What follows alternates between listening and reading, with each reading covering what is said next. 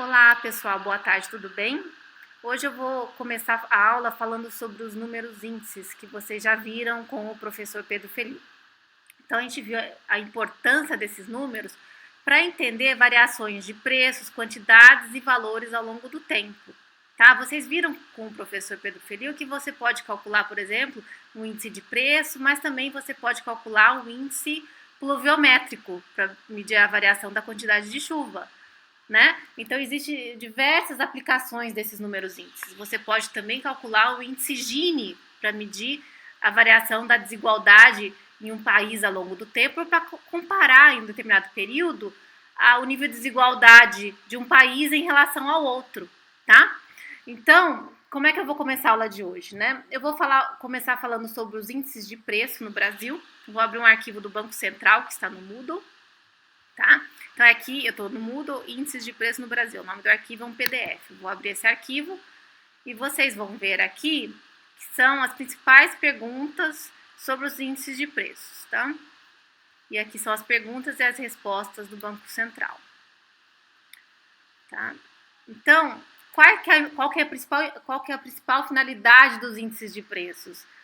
É calcular a variação, né, dos preços de determinada cesta de bens ou serviços ao longo do tempo, tá? Então, a gente quer entender a variação desses preços. Para quê? Para conseguir corrigir contratos, né, valores de contratos, ou para corrigir, por exemplo, o salário mínimo, né? Então, eu quero que o consumidor, o trabalhador, ele tenha o seu poder de compra, mesmo aumente, né? Que ele fique cada vez mais feliz em consumir mais bens e serviços, né?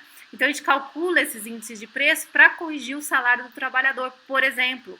Mas todos os contratos são corrigidos utilizando índice de preços, né?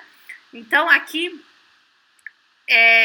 uma das perguntas feitas aqui para o Banco Central do Brasil é por que no Brasil existem tantos índices de preço? Por exemplo, índices de preços ao consumidor, existe uma variedade muito grande. Aqui nessa tabela, que vê na tabela 2, você tem diversos índices de preço ao consumidor. Tem o IPCA, por exemplo, que é utilizado como uma medida de inflação. Então, a variação do IPCA é a medida de inflação utilizada para a política monetária. Então, o Banco Central do Brasil, por exemplo, ele determina uma nova taxa de juros para o país de acordo com a variação do IPCA, tá?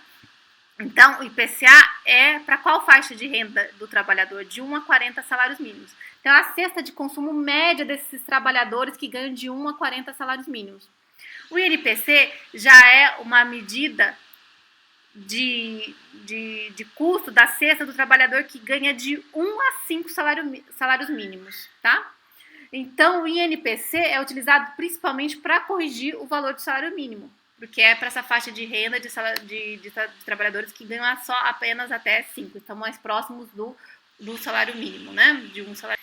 Mas também tem outras diferenças. Por exemplo, o IPC é calculado só apenas para o município de São Paulo, tá? E para a faixa de renda de 1 a 10 salários mínimos. Então, o padrão de gasto no município de São Paulo é muito diferente do resto do país, né? Então, existe esse índice de preço ao consumidor apenas para o município de São Paulo, tá? Bom, e por que a gente tem tantos índices de preço no Brasil? A gente teve um período de hiperinflação no país, tá? Nos anos 80. E a partir daí, houve a necessidade de criar vários índices de preço para corrigir diversos contratos. Os preços cresciam muito rapidamente, né? E os preços de diferentes setores, eles crescem em taxas diferentes, né? Então, por exemplo, o setor da construção civil, existe um INCC, Índice Nacional da Construção Civil, que é utilizado apenas para corrigir os preços, os valores dos contratos da construção civil, tá? Então, nessa época de hiperinflação, surgiu a necessidade de criar um índice para correção dos valores de cada setor, né?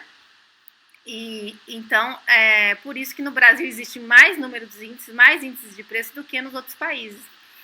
Então, aqui, por exemplo, algo que eu achei muito interessante que ele colocou é qual é essa cesta de consumo, né, média dos trabalhadores. O que entra nessa cesta, né?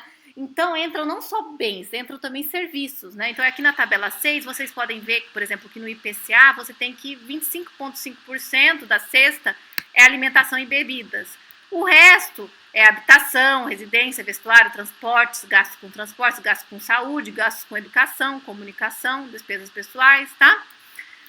Mas você pode comparar o IPCA com o NPC. O IPCA é para aquele trabalhador que ganha de 1 a 40 salários mínimos, ao passo que o NPC é de 1 a 5, né? Você pode ver que para o trabalhador que ganha menos, a alimentação representa uma porção maior dos seus gastos, né? Então é 31% dos seus gastos, ao passo que para o trabalhador que ganha de 1 a 40 é 25%, tá? Então a alimentação, o gasto com alimentação tende a ser maior quanto menor o nível de renda do trabalhador.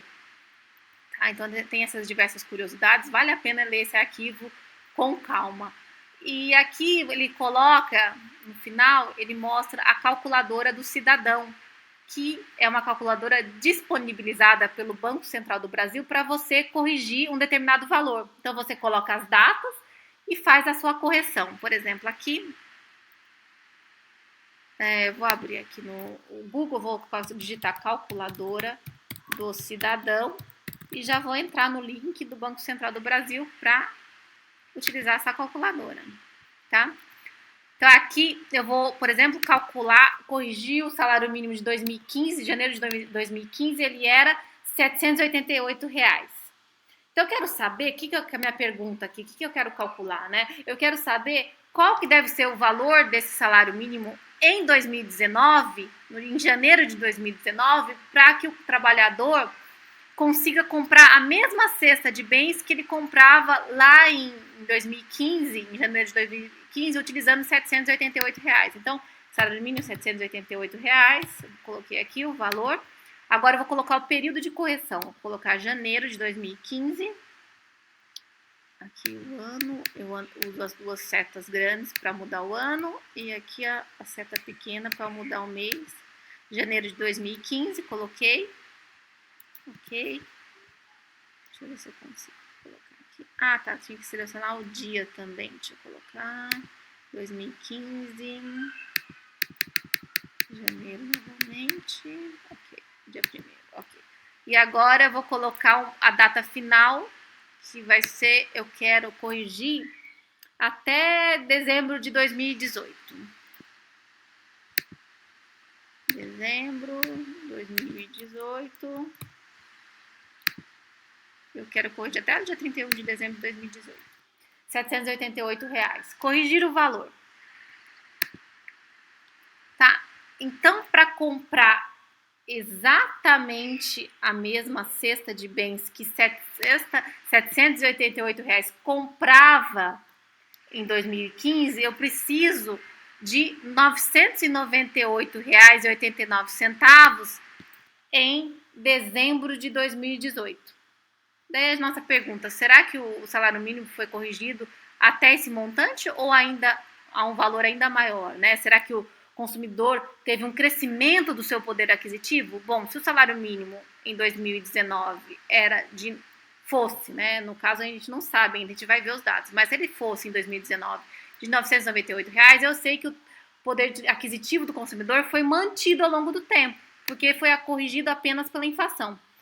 Agora, se o salário mínimo em janeiro de 2018 foi maior do que R$ 998, eu sei que o poder aquisitivo do consumidor, do trabalhador, aumentou entre janeiro de 2015 e janeiro de 2019.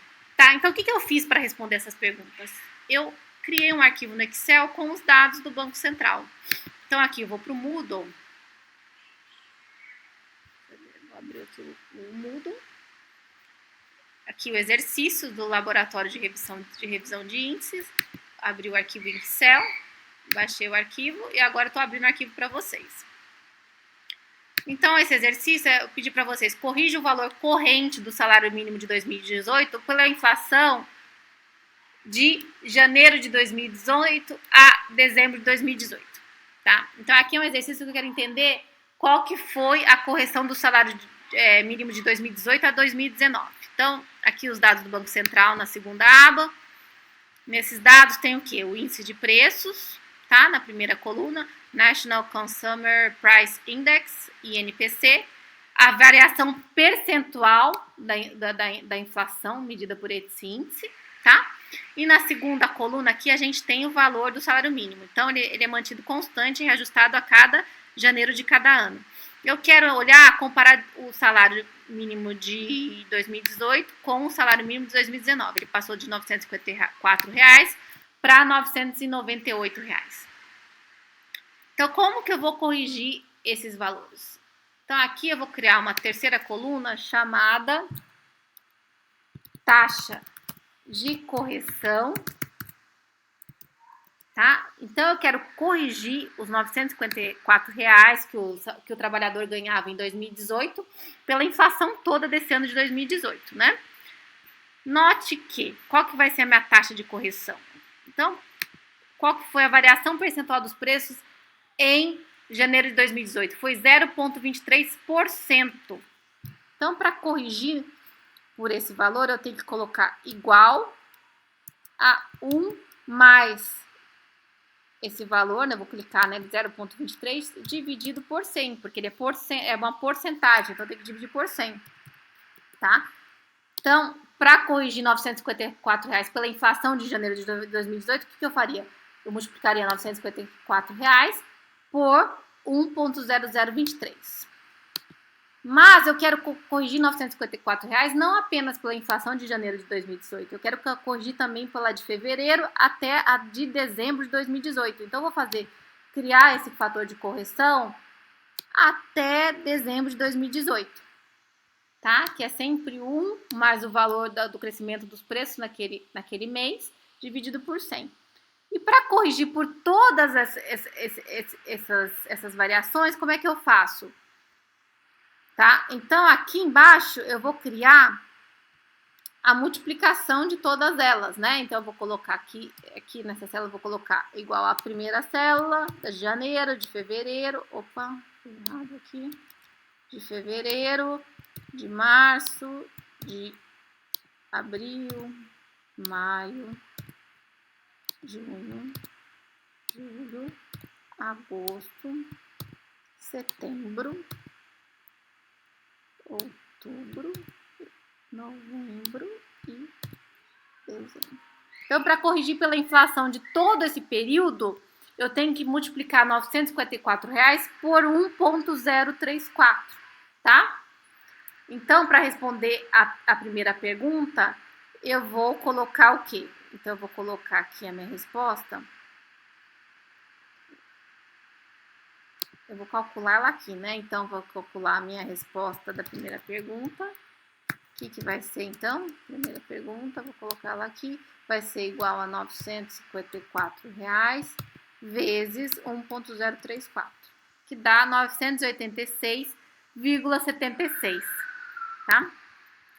Então, corrijo o valor corrente do salário mínimo de 2018 pela inflação toda de janeiro a dezembro de 2018. Então, a resposta aqui que a gente achou na outra aba foi vou colocar aqui uma linha, colocar a nossa resposta. Então, a nossa resposta foi, novamente, de R$ 986,76. R$ 986,76, tá?